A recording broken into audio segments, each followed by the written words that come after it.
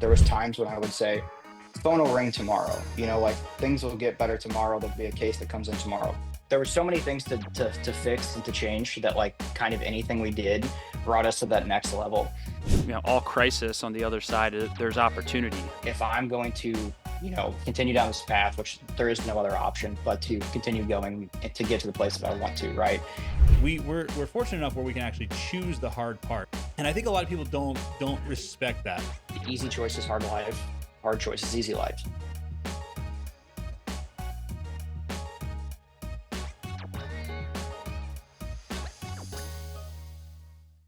What's up, my peeps? Welcome to another episode of Law Firm Growth Acceleration Podcast. Today we got Kyle Loraine in the house, and we're going to probe into his synapses in his brain from a biological standpoint to see how he's growing his firm so fast. Can we start over real quick? So when we do our podcast, can we start it like it's a headline? You know what I mean? Like talk about, today.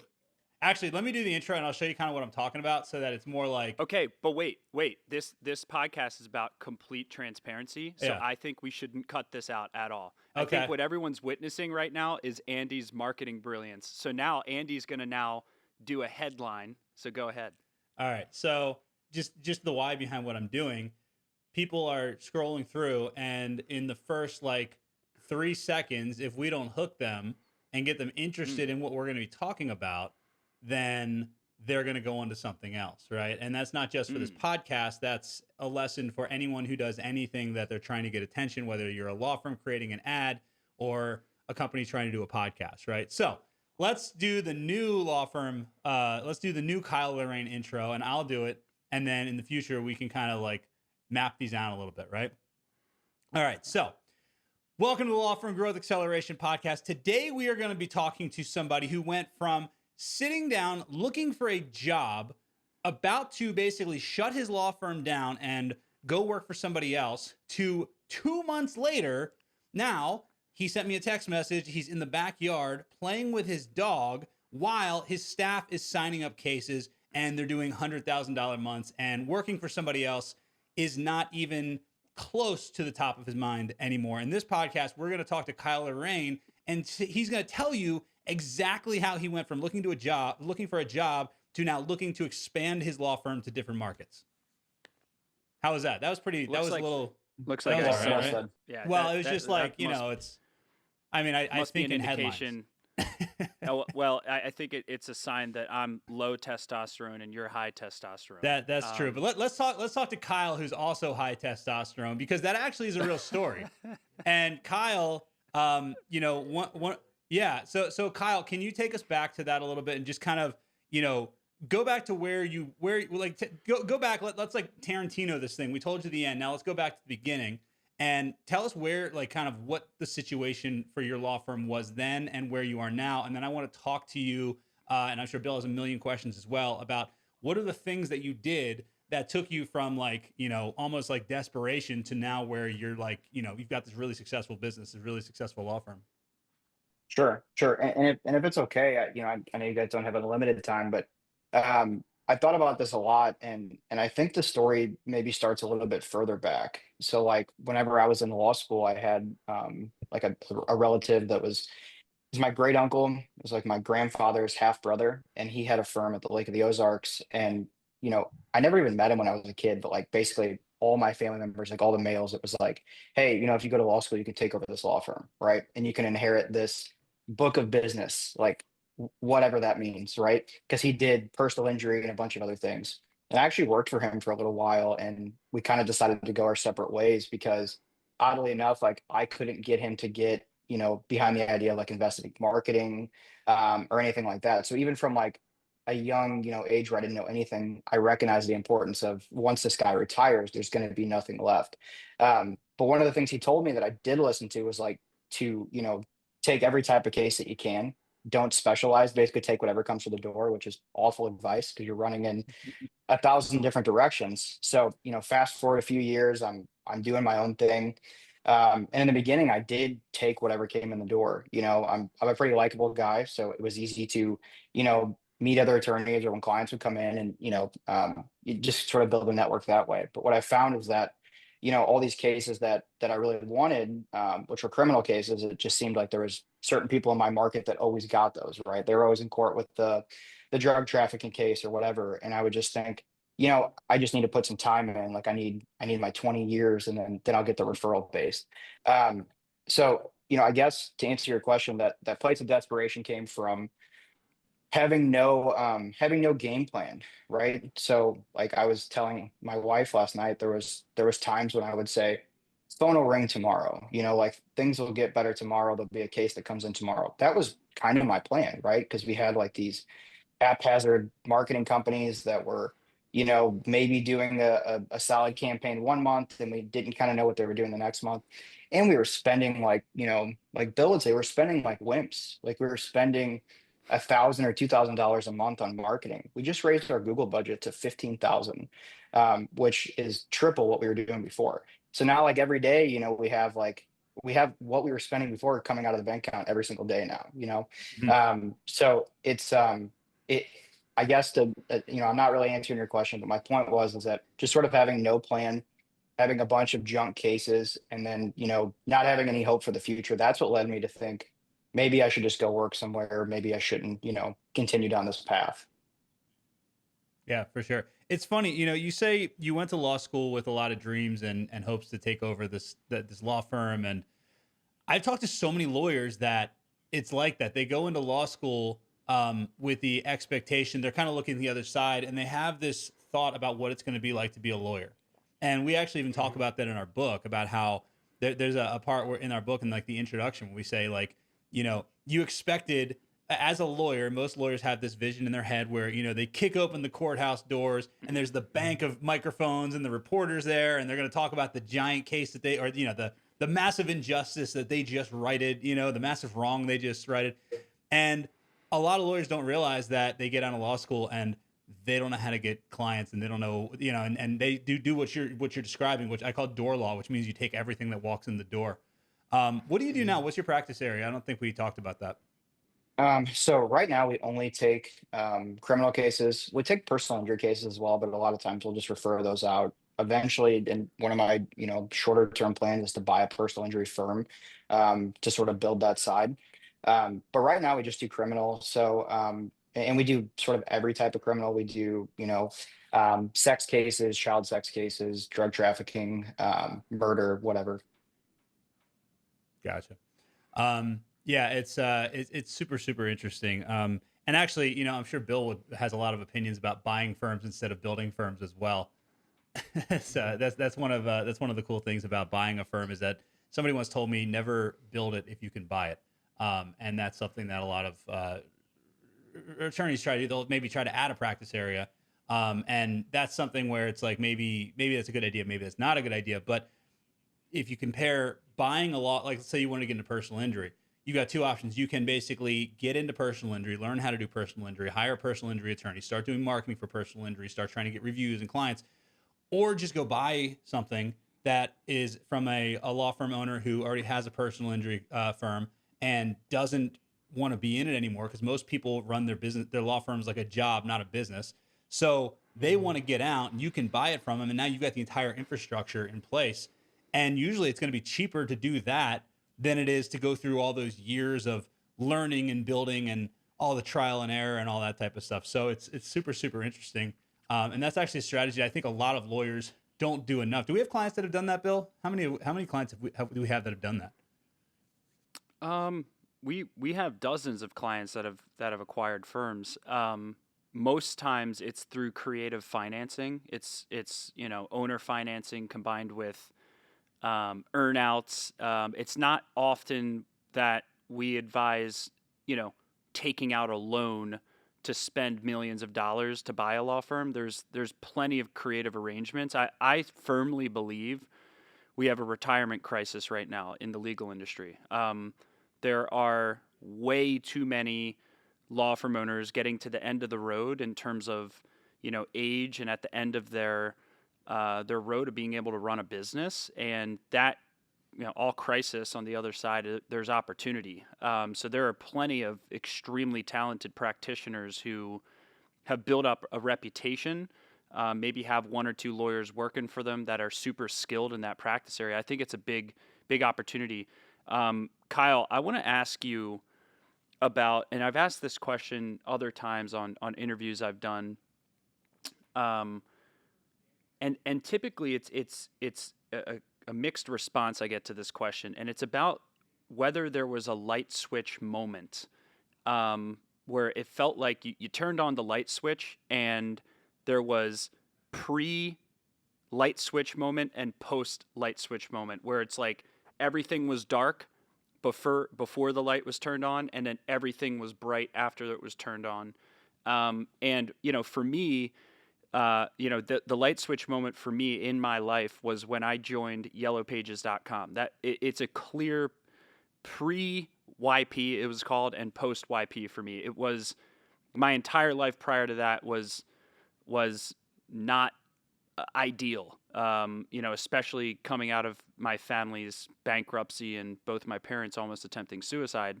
It was like that for me was the moment where like I never looked back. And I'm curious for you, what was that moment? Or was there one? Was it more of a gradual process, or was there like if I look at if there was one moment, it was X? Um, yeah, I would say, there's a series of moments, right? So like, one of the big shifts was when, I went to that initial boot camp and then signed up with SMB, right? That was a commitment of like we are going to fundamentally change everything about the business, and that worked really well. We joined in March of last year, and as Andy pointed out in the beginning, a few months in, it was like there were so many things to fix and to change that like kind of anything we did brought us to that next level. And I kind of had the light switch moment this week actually. I'm not just saying that because I've been on the podcast, but like you know and we've talked about this before, but my wife and I have a kind of an extremely stressful life. I would say we have two adopted kids that are older, have a lot of traumas and things like that. So there's sort of constantly a pretty high baseline of stress.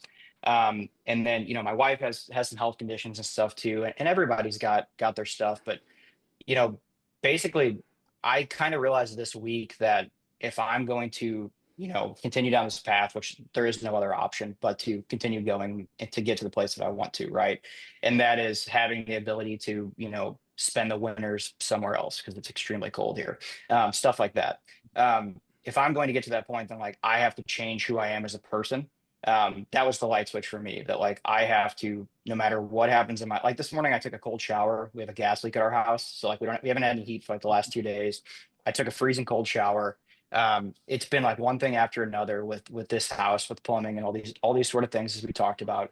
And I just kind of made the commitment that like I'm not going to let anything get in my way. Like nothing is going to stop me from getting where I want to go. And the I guess to define the light switch, it was to put the fear aside. Like I've known for a long time in my business that if we really want to grow, I need to be comfortable hiring a lot of people and doing it quickly.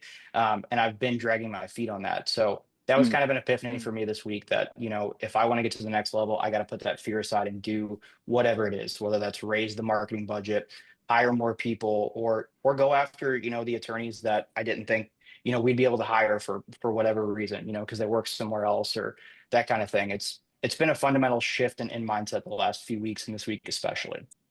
So a question on that. Was there one of the big challenges that Andy and I see with a lot of law firm owners is kind of letting go of the reins, especially, I have this saying that sometimes your deepest skills form your deepest ruts. I was listening to an interview from the former CEO of Google, Eric Schmidt. He just wrote a new book on AI disruption. I think it's called Genesis, and he talks about the likelihood of success. If you look at tech companies that have had breakthrough success, and Google has invested in a lot of breakthrough tech companies, one of which, YouTube and Instagram, you know, you know, and if you look at a lot of their investments and you look across the private equity and venture capital community, if a founder is, and this is new information I learned today, if a founder is between 20 to 30 years old, the chance of their success is exponentially higher than if the founder is over 30 years old. And the reason he thinks that is because you're more pliable when you're younger, right? When you're within the 20 to 30 bracket, you are more able to you are rapidly able to let go of things that don't work and maybe old ways of doing things because you don't have much of a reference experience. You're not really married to any one way of doing things. And what we notice is that one of the biggest difficulties when someone scales their firm is history, right? I always like tell my team, we are doing really hard work here at this company. Like we are literally changing history for people. Like clients who sign up with us, and Andy and I have heard a million and one of these stories where someone was literally flatlining in their revenues for 20 years and then all of a sudden had a breakthrough shift and create exponential growth in their business, right? It's like, what created that shift? And for someone who's been flatlining for 20 years, it's harder because you have more baggage, more history kind of weighing you down. And I'm curious, like how did you adapt with the feeling of letting go of the narrative of I need to be the best personal practitioner ever, letting go of that societal narrative in the legal industry to then embrace, I'm going to build a business that provides the best legal services possible, but I'm not going to necessarily design my entire life around me being the specific practitioner. It's really that CEO kind of mindset shift where I'm going to run a business that provides legal services. I'm not going to be the best personal legal services provider. Where did that shift come from? And where do you see both yourself and others struggle when it comes to really letting go of that narrative? Yeah, I think I still struggle with that a little bit, to be honest. Like this week's a good example. We got hired on a drug trafficking case in a county that we service. So it's, about an hour and a half from our main office. But, I live like 4 hours away from this place. And we recently had to fire an attorney. So, I had to pick up the slack. And these people paid us probably 4 times what they would have paid a local attorney. And, it wasn't even a question of who they were going to hire by the time we got done with the sales process. Right. And, like I went to court, got this guy a bond. There's like no people in the courtroom. So like, the prosecutor's arguing this guy has, he had like 2 pounds of meth or something. Like it's not a small amount. And when I get done with the hearing, I had someone follow me out and I'm like, hey, can I have a business card? I'd love to talk to you. And I'm thinking, oh, great. It might be, another case. And of course you look cool in front of your clients. But that was, it ended up being like a speeding ticket or something, Mhm. inconsequential. But my point is that like, I have these moments where I'm like stuck in the car and I'm like, man, why am I, what things could I be accomplishing, right now if I wasn't just focused on going to handle this case or whatever. And sometimes you got to do what you got to do. So I think to answer your question, where I struggle with it is because like you do kind of get that personal pride feeling. Every attorney wants to be like the man, like we've talked about, and you talk about in the beginning of the book. Everybody wants to have those cases where you're getting the attention and recognition, you're solving a really hard problem, all those things. So I think I still struggle with that a little bit in terms of figuring out sort of where I want to fit in with the firm because there are certain cases like I like trying cases like jury trials are really fun. There's nothing like it. That's probably like the last relic of like how we used to do things in the olden days, right? And I think that's so cool. And there's so much pomp and circumstance and the pressure is so high and it's just a rush. So I do enjoy that part, but I don't enjoy the mundane things of like driving 4 hours to do like one hearing or whatever it is. So for me, the shift has come kind of recently in terms of figuring out that, I could just pay, like not in this situation I just talked about, but like in a more routine, arrangement, we've discussed even this week, just, setting up a formal arrangement and paying attorneys to cover cases if we're not able to be there and Mhm. nothing's going to happen. And being comfortable letting that money go each month, whether it's $2,000 or $3,000 to have like a contract with some other law firm or whatever to cover some things. So for me, it's a work in progress. I think the more that I listen to like the weekly sessions where you or Andy talk about the importance, especially yours, Bills, where you talk about the importance of you know here's all the things that you could be doing in your law firm, like we talked about people, like we could be working on finding a recruiter, or, me filling that role in the meantime to continue to bring people on so that way I'm not stuck in the car. So it's like, it's kind of a trial and error process for me where like I'll be on the path of like, I'm going to do all these things to improve the business. And then sometimes I find myself getting sucked back into the work of the business. So it's something I kind of struggle with, to be honest. And I'm hoping that in this year I can fully make that transition to where like the only time I'm going to court is if I really want to, right? When you have made that transition, and it's something that everybody struggles with, and I think it's something that even Bill and myself struggle with, but how how much easier or how much more difficult, and I want to hear your opinion on this, um, does your life become when you actually are kind of taking that approach rather than doing everything, which on its surface seems easy, but what's your thought on that? Um, it's kind of like when I was in college. I joined a fraternity, and before, like when we did like the beginning of like the bid process or whatever, we all had to meet, and it was basically everyone that was interested in joining had to go to this meeting. And one of the directors of Greek life, who ended up being in the same fraternity as me, and I know him pretty well, he said, if you're going to join to party and to meet girls and stuff, there's better ways to do that. Like basically joining a fraternity is going to be a harder route because like you're going to be more heavily scrutinized. You're going to have events to go to. Obviously, it was still a lot of fun. Like the fun still outweighed the hard stuff. But I think back to that sometimes because like committing to your business is kind of the same concept, right? Like if you're going to actually run your business, it's going to be really fucking hard. I don't know if I'm supposed to curse on here. I'm sorry.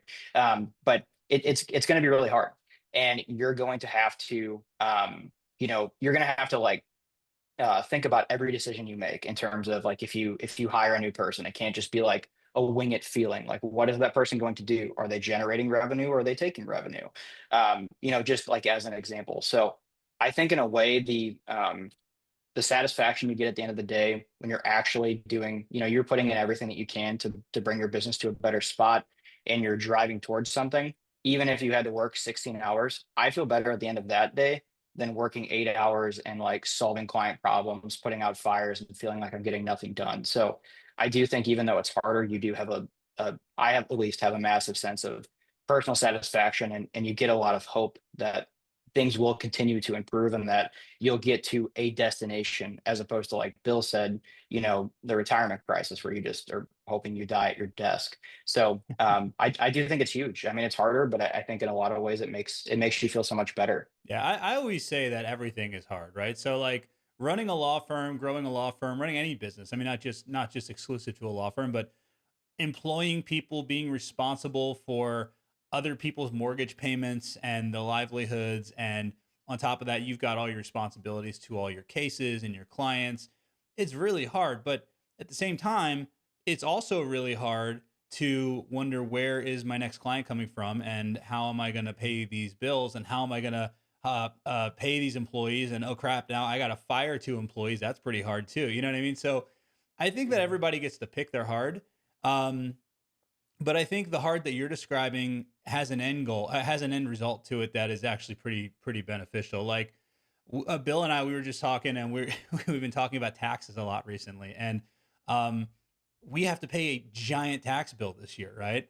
And that's very hard. It doesn't feel good to write that check, but the alternative is that we don't have the alternative is we didn't make any money and we can't pay our client or we can't pay our employees and we can't take care of our clients the way that we need to and we can't provide for our family. You know what I mean?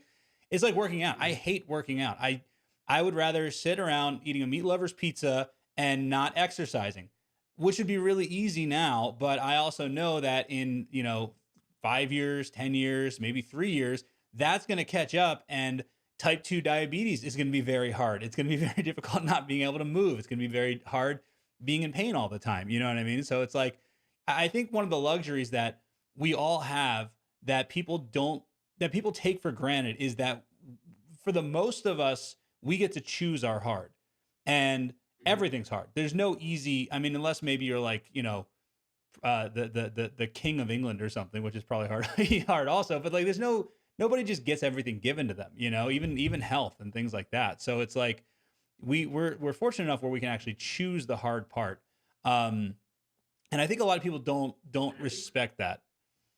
There's a cool thing though that I've been reflecting on, and you raise a really good point, Andy. And we've actually we brought this up in little ways frequently, actually, on this podcast and others. It's a really fascinating concept. Like, I believe that the things that are hard up front are the, like you said, are the things that provide the best long term benefits, right?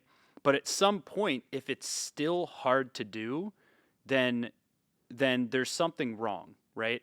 If the good things remain hard to do, then there's something wrong. It shouldn't be hard forever to work out, right? Like for me, like, I it's harder for me to not work out now than it is to work out, because I'm sure it's very similar for you, Andy, like where the shift happens where the reward system, what I've noticed in habit formation is that, you know, instant gratification is typically what causes good things for you to be hard up front, because the finish line is further away, right? So like if I start working out today, I'm not going to receive immediate benefits from that. I'm going to receive immediate pain from that, right? I'm going to be sore, blah blah blah blah blah. But after a certain period of time, if I stay consistent with that for years and years and years, my muscles become adapted to it. My brain, my glycogen release in my brain actually becomes accustomed to exercise. I actually do start experiencing immediate benefits every time I exercise, i.e. endorphins immediately. It was very limited muscle soreness right after I leave the gym. So like what's really fascinating to me is like, and this is what I think we try to teach law firm owners, is how do you do the hard things consistently enough to where they eventually just become easy, because you know the rewards of it. And this is something like, Andy, when you and I first met, we both had counterintuitive beliefs to spending money on marketing.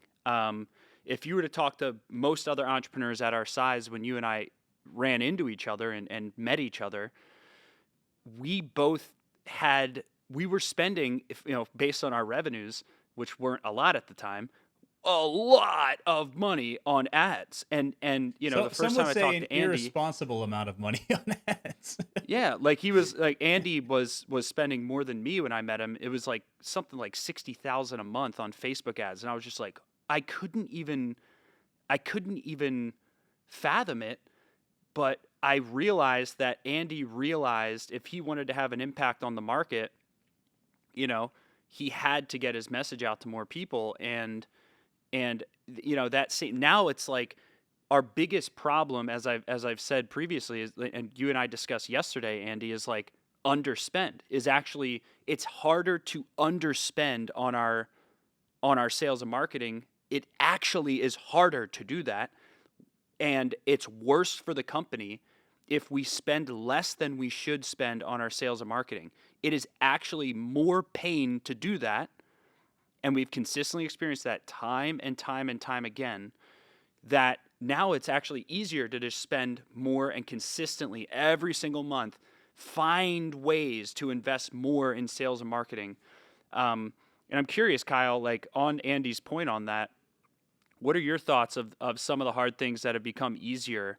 Like, what are some things that, yeah, I'm sure when you bit the bullet and you first spent that, however many thousand you spent per month on Google ads, which is what I assume is primarily where most of your cases come from. I assume that was not easy, right? Like that was hard. And now there's a reason you've increased your marketing spend. And did you have a similar mindset shift where now it's almost like I can't not spend this, whereas in the beginning you were like, this is a big deal, I'm really scared? Mhm. Yeah, so a couple things on the easy choices versus hard choices. I mentioned we have adopted kids. My son is just turned 14, so and he's been with us for like a year and a half. So like I have a really limited amount of time to try to teach him all the life lessons that I can before, one before he gets to that age where he knows everything and won't listen to me, which he's very close to already. Evidenced by the fact he wouldn't wear a coat this morning when it was 10 degrees. Things like that. But I always tell him, I say, easy choices, hard life, hard choices, easy life. And of course, that's a famous proverb. But It's really applicable in all areas of business. I think the biggest mindset, to your question, Bill, the biggest mindset shift for me came from not listening to other people. That, it's like the saying of, like, when we're talking about health, like, you don't ask a fat guy how to get in shape, right? You would ask somebody that was in really good shape. Um, but what I was doing was, I had all these attorneys in my market that I really respected. But even when I was, like, in the dark times, I always call it with my company, because I have one employee that has really excelled and adapted to, sort of drinking the Kool-Aid of how we're doing things now. So I was, talk with her, and I'm like, you remember, like, in the dark times, what I always call it. Even back then, I would think, okay, this attorney's really successful, and I want to get to that level, right? Or I'm perceiving them as successful, but we're all stuck in the same dirty courtroom, and we're going to be here for the next 3 hours because this judge is super slow and my guy's in jail or whatever. So, in the beginning, I had those rumblings of, like, there's got to be a better way. Once I stopped listening to people like my peers, or, people in my market that weren't where I wanted to be, and quite frankly, none of them are. I think in a lot of ways we are just light years ahead of our competition, which is awesome. And, we just need to keep our foot on the gas and keep going further and further away. But, once I stopped listening to other people and understood, like, there is a better way, and here's how you get there, it made it easier to spend money on things like marketing. You know, the idea that you're going to calculate your average case value, you're going to figure out how many leads you have, and then you're going to figure out how many of those are qualified, and of those qualified leads, what is your conversion rate? At that point, and that's what we did for our financial plan for marketing this year. It's okay, if we want to get 150 leads or 200 leads, whatever we need to spend this much. It becomes much easier at that point. It becomes like, how could we not do this? Because we're never going to get to where we want to go by not spending this money. And that's such a huge mindset shift for me anyway, and for, I think, every law firm owner, because there's so many of us that believe that there's just going to be, like, that one big case, whether it's a personal injury case, or, like, you're going to get hired on, like, that, you know, like, it's going to be a murder case, and it, like, just happens to be, like, in Kansas City, like a Chiefs player or someone that has, like, a lot of money. And those things may happen, right? But, like, quite honestly, those people are going to, like, hire someone like me, as opposed to the guy that's just hoping for it, because we're going to have Yeah. more reviews and a better web presence and all that kind of stuff. So, not listening to people that aren't where you want to be is the mindset shift for me. And then also just, realizing that it's all just fictional numbers anyway, right? You're spending the money, but, like, if you're not going to, like, if you're not going to get to that goal that you want, then, like, what's the difference? Why even get up in the morning if you're going to just, mundanely meander through stuff? Yeah, we have something called the lawyer legacy staircase, and it's essentially basically different levels of where someone is in their career, right? And where everyone wants to be is the law firm owner. The law firm owner is the person that has the freedom, that they have a business that runs without them. They could go to a desert island for 6 months, and your law firm is going to keep getting clients. Your clients are going to be happy. They're going to be getting great results. You've got a team. Everybody wants to get there, but I talk about this all the time. Is that if you don't become the person that can be a law firm owner, you will never be a law firm owner. It's just hoping, right? And, like, I always make the comparison of a professional athlete. Like, you look at guys that, I mean, not even Kobe Bryant and Michael Jordan and, like, any of the big name athletes. I'm just talking about I'm talking about a bench player on the Detroit Pistons, right? A bench player on the Detroit Pistons is such a better basketball player than really 99.99% of the world. Even though they're on the worst team in the NBA and they're on the bench, they're still light years above anyone. It's like, how do you think they became a professional athlete? Do you think that they got drafted in the NBA and then they started eating well, then they started watching tape, then they started practicing? Steph Curry does 500 shots every single day, right? Without fail, 7 days a week, 365 days a year. It's 2.5 million shots just so he can make 3,300 three-pointers and be the best three-point shooter of all time, right? But do you think that he started taking those three-pointers after he got drafted to the Golden State Warriors? Or do you think that the fact that he was doing that every single day and eating right and watching tape and doing conditioning and all that type of stuff is how he became the professional athlete? So it's like, when we make these hard decisions to do things, the reason, like Bill said, that it gets easier, I believe, is because it's hard because it's not your identity. But now, like Bill said, it feels weird. Like I have a back injury and I aggravated it. So I've kind of been not working out this week. And this is like the first probably like 5 or 6 day period in a row that I haven't gone to the gym at least, 3 or 4 days in a 5 or 6 day period in probably 3 years. And it feels really weird. Like it feels unnatural to me to not be going to the gym because now what I'm doing is I'm outside of my identity, right? Um, and I think that that's where we need to get to start having success is that the things that you need to do when you do them over and over again, they become part of your identity. Now, I've been doing this for a long time. You joined us, I think, in March, I think is when I first met you, Kyle. How long, and I'm curious to know, like, do you feel that by doing these things that your identity has shifted? And we're in January right now, so that's about 10 months, right? So, and I don't even know the answer to this, but do you feel that you've made a shift in your identity? And if so, how long did it kind of take you of doing the things that felt unnatural to you to have that kind of start becoming your identity? Or is that even something you can identify? Yeah, no, I can resonate with that, and I can see, the points in which that has happened. For me in the beginning, um, like right after I joined SMB, I came back to I went to Jeff City, and there was just three of us at the time, and there's only five of us now, but we probably need to hire five or six people. And I probably just need to get out of my way doing that. But I remember I came back and I was like, all right, we're gonna do our first weekly meeting, had no plan or structure. I just kind of like was just rattling things off, and I'm like, and we're gonna do this, and like we have this Mhm. marketing company, and we're gonna spend all this money on Google. And I think at a point I felt kind of like a fraud because like I didn't have, there's a million fake gurus out there. You guys are not in that group. But how many guys out there would take your money and then not give you anything in return, right? So like there was a part of me that was like, man, what if this is too good to be true, right? Like what if, there isn't like there's no magic bullet. You're gonna work your butt off like we talked about, but you know, the right process will show you the way. So in the beginning, I had a hard time with like breaking that identity of like I'm an attorney and then I have to like basically practice and deliver an extremely high quality of work. And then I also have to run a business. Changing the mindset to I run the business and I'm only going to court if we absolutely need to. Attorneys are like, or, clients are only going to talk to me if it's like, an emergency that someone else can't handle. And of course, we have systems in place of like, here's how you deal with an angry client. We record videos or I record videos and upload them in our files of like, watch this when you need to talk to someone and diffuse them. Um, so for me, shifting the mindset to like I'm more valuable in my office, developing strategies for, how do we get to the next level, whatever the topic of that is at that time. Um, once I realized that, there really is $10,000 an hour task versus $10 an hour task, that's when I noticed things really start to take off. And I keep mentioning like these last couple weeks, but and like I promise I'm not just like pulling your guys' leg, but we've had like just so many things happen like this last week. Like we started a Google review, incentive right after we joined, right?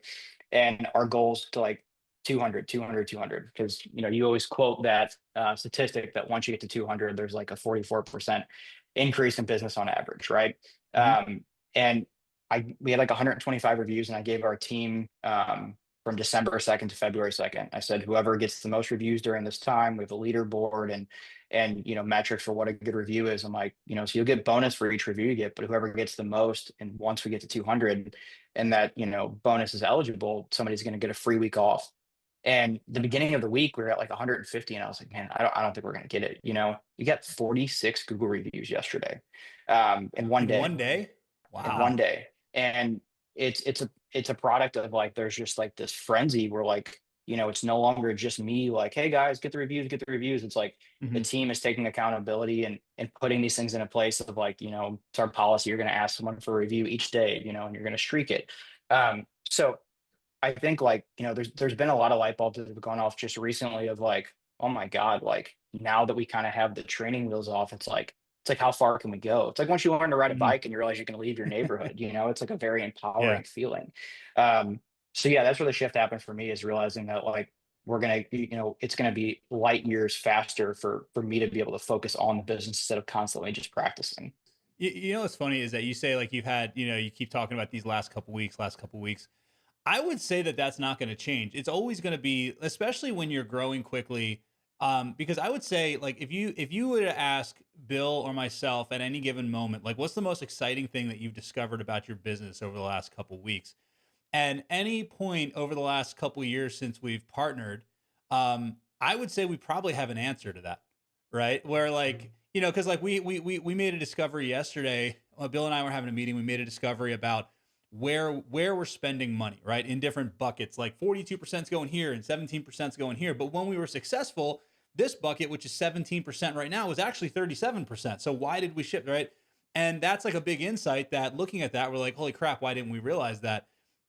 2 months before that, we had another big insight that was groundbreaking, right? And that's the thing is that as you keep going and as you keep solving problems, you start having more realizations and you start realizing it's funny because if I look back at what we were doing and the problems that we were solving and some of the beliefs that we had a year ago, there's almost times when it's kind of like cringe, you know what I mean? Like, oh, like what was I thinking there, But if you would have asked me last year about thoughts and beliefs and things that I had 2 years ago, I would be like, oh man, what was I thinking there? And if you ask me a year from today about what I'm thinking, it's probably going to be the same situation. And the reason why is because one thing I've discovered is that problems never go away.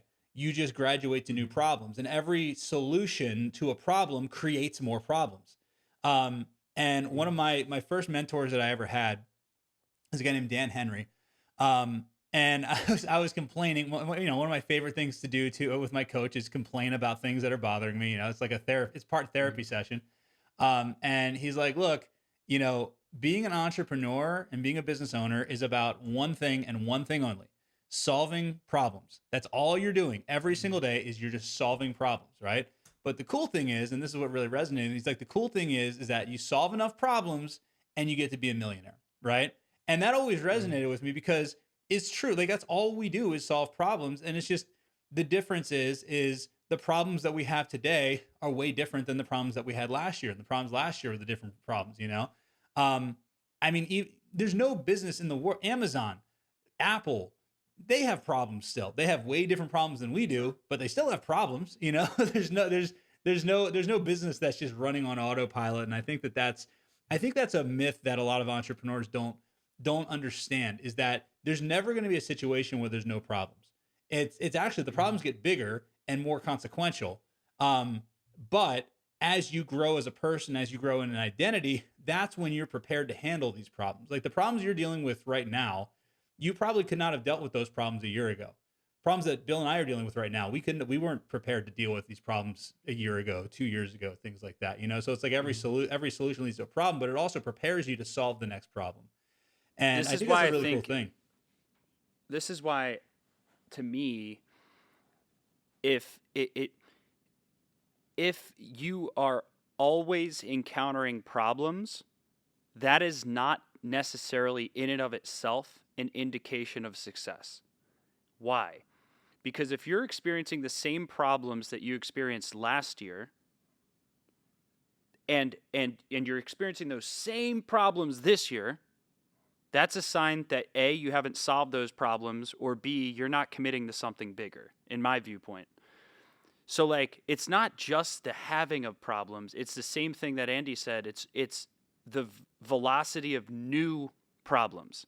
I actually think, in my viewpoint, that is one of the top KPIs. If there was a key performance indicator of whether or not someone is going through a period of growth, development, and innovation, it's probably the velocity of new problems that you're encountering.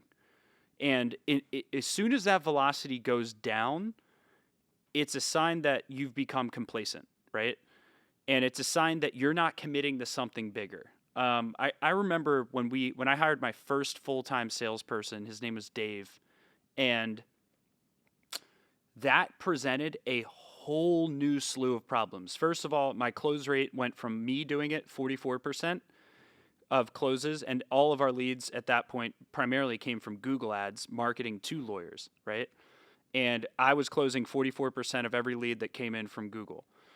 And when I passed it to him, it went down to, I don't know, maybe like 15 to 18%, right? And I was really scared, right? I'm like, how are we going to make this investment work? Did I make the wrong decision? Should I just go back to what I was doing before? But if I would have gone backwards, I would have then encountered all the same problems I was encountering before, which was me personally on the call, constantly on calls all day, like basically on call to whenever a lead came in, right? And I didn't like that emotional state, and I knew I had a bigger goal than that. So instead of going backwards, which is what, 9 out of 10 attorneys who decide to grow end up just encountering adversity and then just going, it's a little too tough. I'm going to go back to how things were before, right? Too complex. I can't solve this. It's a ceiling of complexity, right? I'm just going to go back to how it was. Instead, I was like, nope, I'm going to come hell or high water. I'm going to make this work with a full-time salesperson. And I'm willing to solve all these new problems that I've never solved before, which is, how do I train him? How do I provide scripting methodologies that allow him to close better? How do I make it so that he has rapport when we start calls, instead of people, because I was resting on the fact that I was the owner and I was talking to them. And that's something I would say on every call. You're talking to the owner and that's how much we care. Well, now we can't say that anymore, right? So how do I build rapport with his experience at the beginning of the call so that the person on the other end feels like, oh, I'm talking to an expert. I'm talking to someone who knows their stuff, right?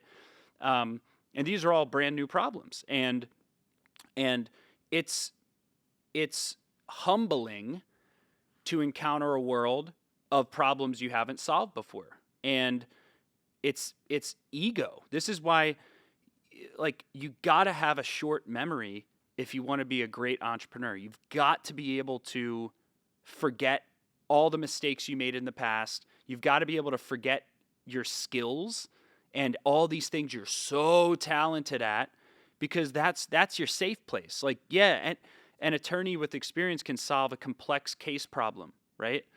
But that's the same problems you're handling before. What about hiring 5 full-time attorneys, creating a management system for those attorneys, creating a training system for those attorneys so that you can train them on your unique methodology of handling cases and clients, right?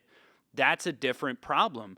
But when you solve different and new problems that have higher impact, you buy yourself thousands and thousands and thousands and thousands of hours on the back end, right? The things like training a full-time intake team or salesperson, training a team of attorneys, these two things buy you on the back end the ability to never have to handle intake calls again, the ability to never have to handle client work or casework ever again. So yeah, I could be in my safe place and solve all the immediate case management problems and immediate intake problems by me being the MVP, right? But then I sign myself up for thousands of hours of work for years and years to come by not removing myself from these situations. And, Andy and I, one of our mentors, always used to say, if you think your bank account is going to go up before it goes down first, then you're kidding yourself, right? All things that go up must first go down, right? For a tree to grow, it first has to grow roots in the ground, right? And that foundation has to be built. And I just know in every single thing, I remember there was a point in time where I was convinced that when I did my first coaching workshop for our coaching program, it was in Philadelphia. There was like 30 people in the room. Everything went wrong. The AV didn't work. I mean, we had just hired this salesperson who ended up being like a little creepy, and we had to let this person go like right after the event. And like everything went wrong. Like it was like again and again and again. One client got really, really drunk and like shared stuff with us in front of like all the other clients that were like borderline like arrest worthy of like things this person did. Like it was just one problem after another, the entire event, right? And after that event ended, I'm like, there is no way we're going to ever be able to run like epic events. Like maybe we should stop doing events. And then I did the next event and it was a little bit better, but still a ton of things went wrong. We started 30 minutes late. All the AV didn't work again for 30 minutes. And then my next belief was there'll never be a point in time where I don't have to present for the entire event, all day, day one, all day, day two, right? And all of our clients are going to cancel if I'm not the one delivering at these events. Our last 3 or 4 events, I've presented for like 90 minutes of a 2-day workshop, right? Of a 2-day coaching workshop. So like what I once thought was never going to happen, I'd have to present 16 hours per event. Now I'm presenting 90 minutes per event, right? When we do these coaching workshops. So like if you would have told me, and I actually had clients, and this is why like listening to feedback is such a risk, right? I had clients tell me, Bill, if you ever stop presenting at these events, I'm going to cancel, right? If these events aren't, we come to hear you present, right? This is before we merged with Andy. And now I don't, and we get better feedback than when I did the events, right? So like it's so counterintuitive. Also like the one-on-one coaching aspect that we added to our event, like Andy and I doing the weekly Wednesday sessions that we do, that there was a point in time where that was literally all our coaching program was. Like there was a point in time when that was it. Before I did my first quarterly workshop, it was just a weekly session, right? And then Andy and I merged and it was 2 weekly sessions. It was like Andy on Wednesday and me on Thursday, right? And we're just like, there's no way we'll ever be able to change this system. And then it's like, now we have literally 30. Do you remember how long we debated, can we drop down to 1 coaching call per week instead of 2? And it was like so 6 much months fear. of deliberation, and then we did it, and everybody's like, well, thank you, because now I don't have to do 2 coaching calls a week. It's funny. Yeah. And people got better, clients got better results, clients complimented more. And what this taught me is that people don't know what they want, right?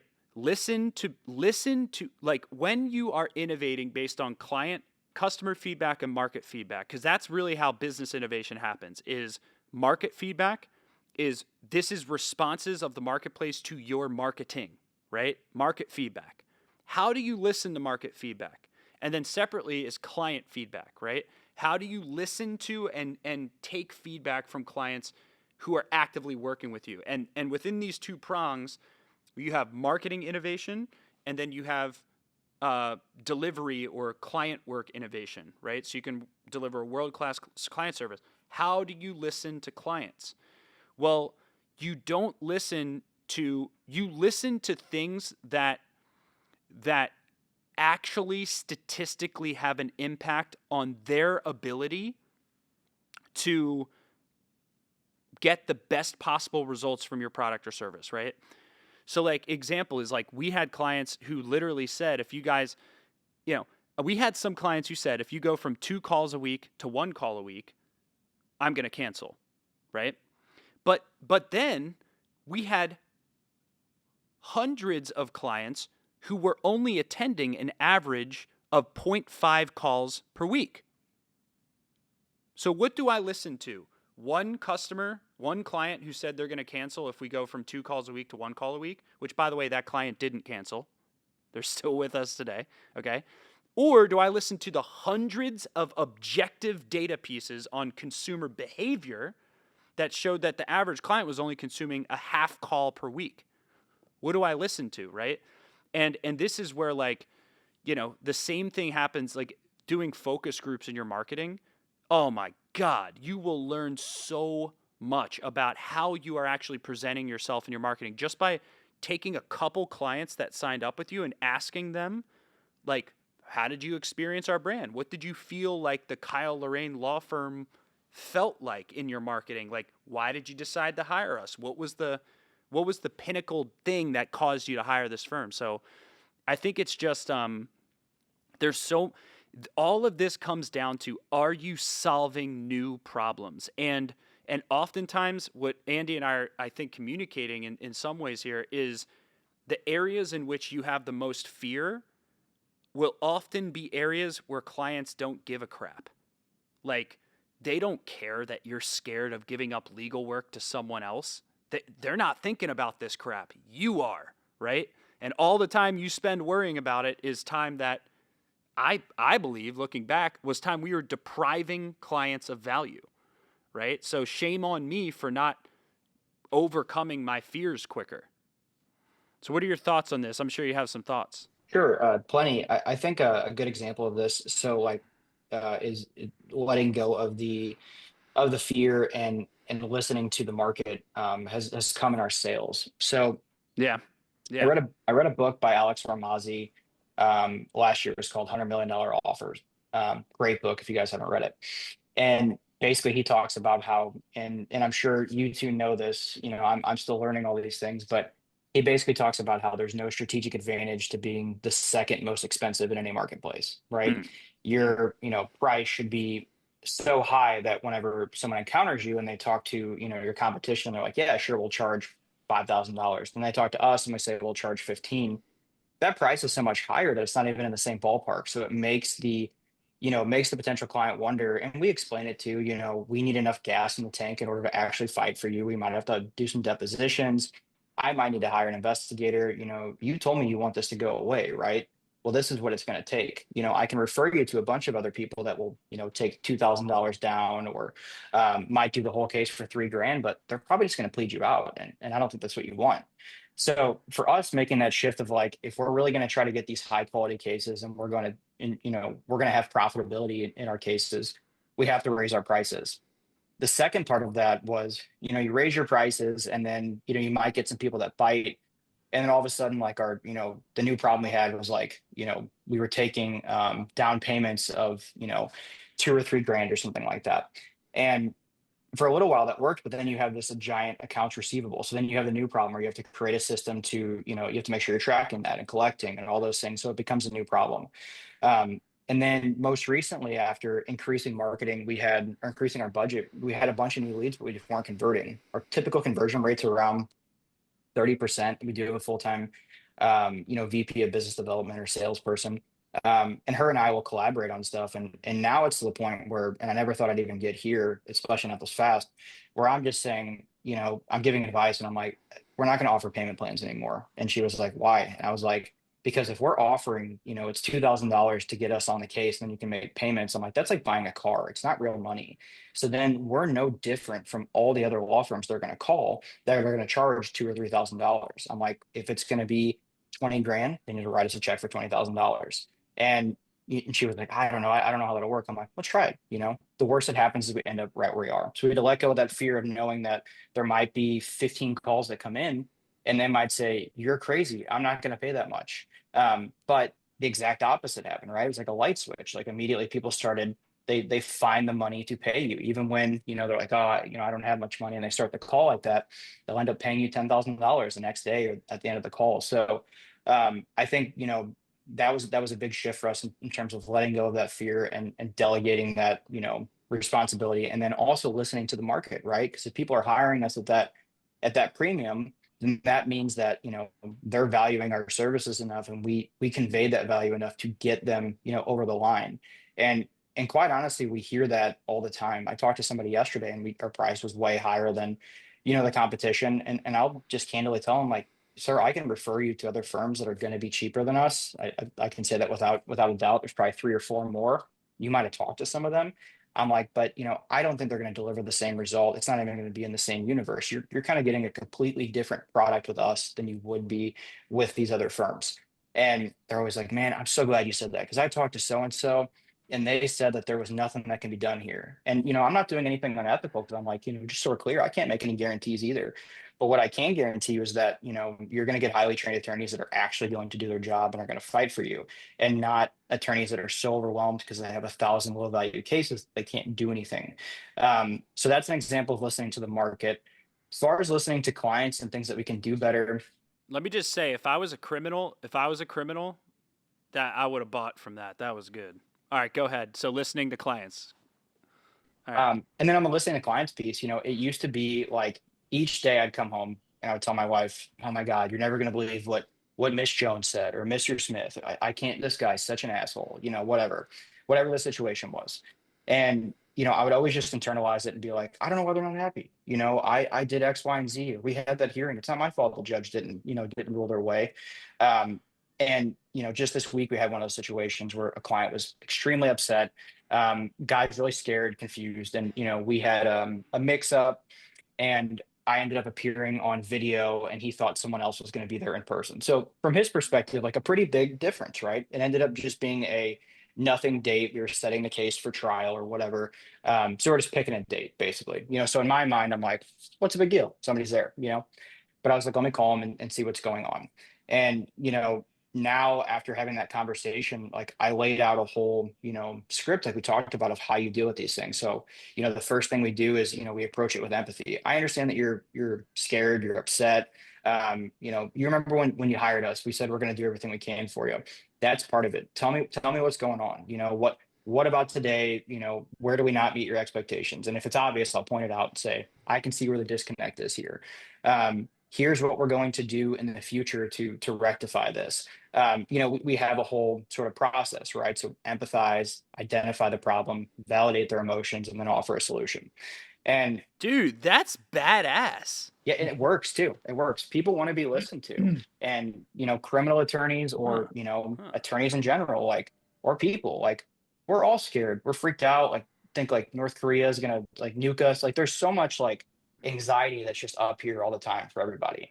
And then if you have a criminal case, it's like, and you think you might be stuck in a cage, at the end of this, like, you're going to be freaking out. So every little thing might push you over the edge. So sort of putting myself in that person's position and understanding like why they're so upset, and how they got there has been really helpful. So I that's the shift, right? It used to be this guy's a jerk. He doesn't realize all the stuff we're doing for him. I thought about this case all night or whatever. Why doesn't he realize that? To Hey, I understand why you're upset. And with the team, here's the entire process you go through. Here's all the tools. So that way, when we have another, like if we get a 1-star review or whatever, which Andy will appreciate, I had a 1-star review this week, and I went through this whole process with the client and got it taken down before we got off the phone, which was great. Oh, nice. So it was only up for like an hour or two. Still like, always those panic Next time you moments. got to get him to change it to a 5-star review. That's that's the holy grail.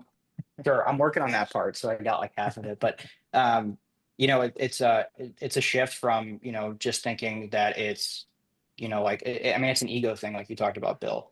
If I can set my ego aside and realize that like I'm not good at everything, I'm going to make a lot of mistakes. Everyone on my team is human beings. They're all going to make mistakes too. Basically, how do we move forward from that? And here's the path forward. That's such a different way of thinking than I'm upset. This is too hard. Why did I do this? God, this guy's a jerk. Mm. Mm. Yeah. Yeah. Well, Kyle, I appreciate your time. It's awesome to hear the success you've had. It's what makes Andy and I wake up in the morning, and in many ways is seeing people really apply themselves on what Andy and I teach. So just want to express gratitude that you kind of play full out and you have that beginner's mind. So I think that's why you're seeing the results that you are, and can't wait to interview you in the future when you're doing 20, 30 million a year, and to hear the new problems that you're solving at that point in time. So thank you everyone for tuning in. We'll see you next week on the Law Firm Growth Acceleration Podcast. And remember to flex in the mirror every single morning. All right, see you then. If you found value in this podcast, here's one way I can help your firm right now. What if you could take all of our knowledge and experience helping law firms grow and use it to create a custom growth plan for your firm?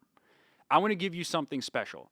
I want to give you a free law firm 360-degree analysis. We usually charge $499 for this call, but you'll get it for free since you're committed to growth. Our team will walk you through the 4 steps of the law firm growth acceleration model and give you opportunities and fixes to grow your firm faster based on what we've learned across hundreds and hundreds of the fastest growing law firms in North America. Go to smbteam.com/360 to get your free analysis today.